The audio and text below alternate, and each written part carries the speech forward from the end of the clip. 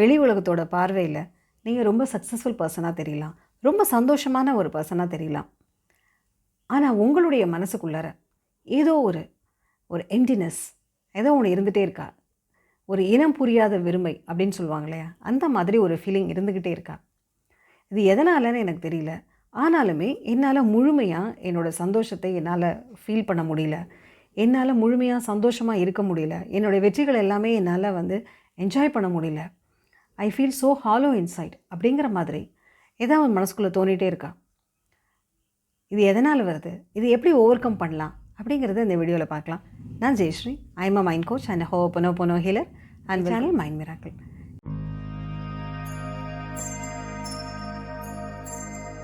இது வரைக்கும் நம்ம சேனலுக்கு சப்ஸ்கிரைப் பண்ணாதவங்க சப்ஸ்கிரைப் பண்ணிக்கலாம். அப்போ தான் வீடியோஸை தொடர்ச்சியாக உங்களால் பார்க்க முடியும். வெளி உலகத்தை பொறுத்த வரைக்கும் நீங்கள் ரொம்ப ஸ்ட்ராங் பர்சனாலிட்டியாக, ரொம்ப சக்ஸஸ்ஃபுல் பர்சனாலிட்டியாக நீங்கள் தெரியலாம். ஆனால் உங்களுக்கு மட்டும்தான் தெரியும் உங்கள் மனசுக்குள்ளார இனம் புரியாத ஒரு வெறுமை, ஒரு கவலை, ஏதோ ஒன்று இருக்குது. ஆனால் அதுக்கு எனக்கு காரணம் தெரியல. நான் எவ்வளவோ ஸ்ட்ரகிள் பண்ணி நான் இல்லை என் மனசு நல்லா தான் இருக்குது அப்படி நான் போராடி என் மனசை சந்தோஷமாக வச்சுக்க ட்ரை பண்ணாலுமே என்னால் முழுமையாக சந்தோஷமாக இருக்க முடியல. வாழ்க்கையில் நிறையா ரெஸ்பான்சிபிலிட்டிஸ் இருக்குது. எல்லாத்தையுமே சக்ஸஸ்ஃபுல்லாக கம்ப்ளீட் பண்ணேன். எல்லா விஷயத்தையுமே நான் சரியாக தான் செய்கிறேன். எல்லாமே வாழ்க்கையில் பர்ஃபெக்டாக தான் இருக்குது. எல்லாமே நல்லா தான் இருக்குது. ஆனாலும் மனசுக்குள்ளார I am not feeling happy. ஒரு மனசுக்குள்ளார ஒரு நிறைவு இல்லை. என் மனசுக்குள்ளார ஏதோ ஒரு மிஸ் ஆகிற ஃபீலிங் இருந்துக்கிட்டே இருக்குது அப்படின்னு நினைக்கிறீங்களா? சரி, இது எதனாலெல்லாம் வந்திருக்கலாம் அப்படிங்கிறத பார்த்துடலாம். அப்புறமா அதை எப்படி ஓவர் கம் பண்ணுறது அப்படிங்கிறதையும் பார்க்கலாம். மேபி உங்களுடைய சின்ன வயசில் எப்போதுமே உங்களுடைய பேரண்ட்ஸ் உங்களை மற்றவங்களோட கம்பேர் பண்ணி பேசிக்கிட்டே இருந்திருக்கலாம். இல்லைன்னா சின்ன வயசில் நீங்கள் எதிர்பார்த்த அன்போ, எதிர்பார்த்த ஒரு அக்கறையோ உங்களுக்கு கிடைக்காம இருந்திருக்கலாம். சில சமயங்களில் நீங்கள் எதிர்பார்த்த விஷயங்கள் உங்கள் வாழ்க்கையில் உங்களுக்கு நடக்காமல் போயிருக்கலாம். அதனால் எப்போதுமே நான் எல்லாத்தையும் சரியாக செய்யணும், பர்ஃபெக்டாக செய்யணும், என்னை யாருமே எதுக்குமே குறை சொல்லக்கூடாது அப்படிங்கிற ஆங்கிள்லேயே நீங்கள் எல்லா விஷயங்களையுமே ஹேண்டில் பண்ணியிருப்பீங்க. நீங்கள் மற்றவங்களோட குட் புக்ஸில் இருக்கணும் அப்படிங்கிறதுல தான் உங்களுடைய கவனம் இருந்திருக்குமே தவிர, நான் சந்தோஷமாக இருக்கணும், நான் நிம்மதியாக இருக்கணும், எனக்கு பிடிச்சமான விஷயங்களை செய்யணும் அப்படிங்கிறதுலேயே உங்கள் மனசு தோணியிருக்காது. எப்போதுமே பீப்புள் ப்ளீஸராக இருந்திருப்பீங்க. மற்றவங்களுக்காகவே வாழ்கிற மாதிரி இருந்திருக்கும். ஸோ அப்படி இருக்கிறப்போ மற்றவங்க என்னை அக்செப்ட் பண்ணிக்கணும், மற்றவங்க என்னை அப்ரிஷியேட் பண்ணணும், அதுதான் என்னுடைய வாழ்க்கை அப்படிங்கிற மாதிரியே எல்லா நாட்களிலும் எல்லா நேரங்களிலும் உங்களுடைய செயல்கள் எல்லாமே இருந்திருக்கும்.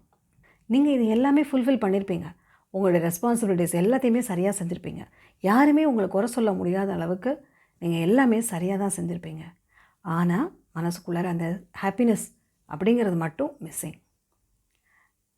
ஸோ எப்போதுமே மற்றவங்களுக்காகன்னு ஒவ்வொரு விஷயமாக செய்கிறப்போ நமக்காகவும் சில விஷயங்கள் செய்யணும் அப்படிங்கிறத மறந்து போயிடுவோம் in due course of time. அப்படி இருக்கிறதுனால தான் இந்த எம்டினஸ் வருது. இல்லைன்னா எப்போதுமே சில சமயங்களில் பாஸ்ட்டில் நடந்த விஷயங்கள் நம்மளை மனசை உறுத்திக்கிட்டே இருக்கலாம். பாஸ்ட் ரெக்ரெட்ஸ், டிஸப்பாயின்மெண்ட்ஸ், இல்லை ஒரு கில்ட்டி கான்ஷியஸ், ஏதாவது ஒன்று அன்ஹீல்டாக நம்மளுடைய மனசோட ஒரு மூலையில் இருந்து நம்மளை கொஞ்சம் தொந்தரவு பண்ணிக்கிட்டே இருக்கலாம். ஸோ இந்த அன்ரிசால்வ்டு எமோஷன்ஸ், பாஸ்ட் ரெக்ரெட்ஸ், இதுவுமே உங்களுடைய மன நிம்மதிக்கு ஒரு தடையாக இருக்கலாம். ஸோ இந்த மாதிரியான சுச்சுவேஷன்ஸில் நீங்கள் இருக்கிறப்போ மனசுக்குள்ளார அந்த வெறுமை அப்படிங்கிறது வர ஆரம்பிக்கும். நான் எனக்காக வாழவே இல்லை அப்படிங்கிற ஃபீலிங் வரலாம். ஆனால் அது எப்படி அது நினைக்கலாம்? அது தப்பு. நம்ம எப்போதுமே மற்றவங்களுக்காக தான் நினைக்கணும் அப்படிங்கிற மாதிரி நம்ம மனசில் பதிஞ்சு போனதுனால உங்களுடைய செல்ஃப் லவ், செல்ஃப் கேர் எல்லாமே ரொம்ப கம்மியாக இருந்திருக்கலாம். ஸோ ஆட்டோமேட்டிக்காக உங்களுடைய தேவைகளையே நீங்கள் நிறைவேற்றி கொள்ளாமல் இருக்கிறப்போ மனசுக்குள்ளார வெறுமைங்கிறது காலப்போக்கில் வர ஆரம்பிக்கும். எனக்காக நான் எதுவுமே செய்யலை, எனக்காக நான் வாழலை அப்படிங்கிறது நீங்கள் கான்ஷியஸாக நினைக்கலனாலும் அதுதான் உண்மையாக இருக்கும். ஸோ அப்படி இருக்கிறப்போ மனசுக்குள்ளார வெறுமை அப்படிங்கிறது வர ஆரம்பிக்கும்.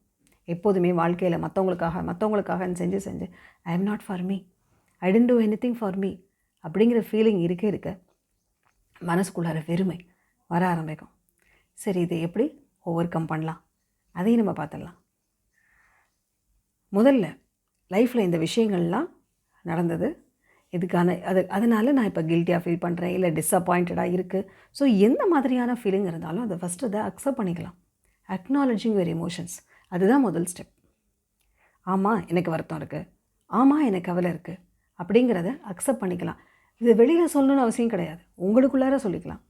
ரெண்டாவது, ஏதாவது ஒரு மைண்ட்ஃபுல்னஸ் ப்ராக்டிஸ் இல்லை மெடிடேஷன் ஏதாவது நீ செய்யலாம். எஸ்பெஷலி ஹோபோனோபோனோ மெடிடேஷன் அதை நீங்கள் பண்ணலாம். அதில் இருக்கிற 4 phrases, I am sorry, please forgive me, thank you and I love you அப்படிங்கிறத சொல்ல சொல்ல உங்களை அறியாமல் உங்களுடைய சப்கான்ஷியஸ் மைண்டில் இருக்கிற அந்த இமோஷன்ஸ் ஹீலாக ஆரம்பிக்கும். ஸோ ஒன்ஸ் அது ஹீல் ஆகிறப்போ ஆட்டோமேட்டிக்காக மனசு பீஸ்ஃபுல்லாக மாற ஆரம்பிக்கும். பீஸ்ஃபுல்லாக இருக்கிறப்போ சந்தோஷம் அப்படிங்கிறது தானாக வர ஆரம்பிக்கும். There will not be any emptiness. மூணாவது, ஜேர்னலிங் பண்ணலாம். டெய்லி நைட்டு உங்களுடைய மனசில் இருக்க ஃபீலிங்ஸை எழுத ஆரம்பிக்கலாம். உங்கள் மனசில் என்ன தோணுதோ அதை எழுதலாம். ஸோ அந்த மாதிரி செய்கிறப்போ உங்களுடைய மனசில் இருக்கிற அந்த விஷயங்கள் எல்லாம் வெளியில் வர ஆரம்பிக்கும்.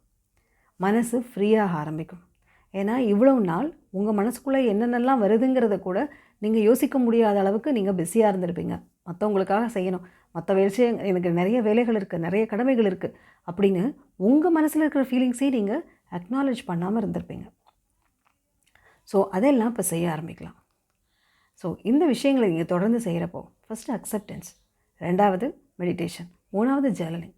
இந்த 3 விஷயங்களை நீங்கள் தொடர்ந்து செய்கிறப்போ உங்களை அறியாமல் உங்கள் மனசில் இருக்கிற அந்த அன்ஹீல்டு எமோஷன்ஸ் கிளியராக ஆரம்பிக்கும். நீங்கள் ஹீலாக ஆரம்பிக்கிறப்போ மனசு பீஸ்ஃபுல்லாக மாற ஆரம்பிக்கும். சந்தோஷம் தானாக வர ஆரம்பிக்கும். இந்த வீடியோ உங்களுக்கு பிடிச்சிருந்ததுன்னா லைக் பண்ணுங்கள். யாருக்காவது யூஸ்ஃபுல்லாக இருக்கும்னு நினச்சிங்கன்னா அவங்களுக்கு இதை ஷேர் பண்ணுங்கள். இந்த வீடியோவை பார்த்த அனைவருக்கும் என்னுடைய நன்றி.